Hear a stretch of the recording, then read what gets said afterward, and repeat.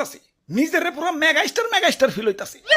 সাকিব খান রে ফোন দিয়ে ক বরবাদ টুতে যেন আমারে রাখে। আরে হুজুর, খবর কিছু রাখেন। বরবাদ টুতে আপনারা রাখবো, নিশ্চয় রাখবো। তো এই অ্যাক্টর হিসেবে না, খাবার টেবিলের খাবার হিসেবে। কি কও তুমি? হ্যাঁ, দেশে ঠান্ডা ভাইরাল হওয়ার পর থেকে দেশের পাবলিকরাও আমাকে ধরে ধরে খাওয়া শুরু করছে।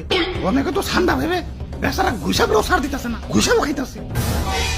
কও কি সৌদির কফিল কি বাংলাদেশে বললো নাকি? হুজুর, এই মাত্র খবর পাইলাম সুলতান ডাইনে ঠান্ডা বিরিয়ানি চালু করছে।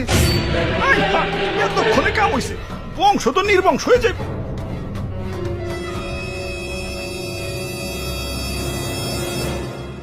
না, অনেক হয়েছে, আর না।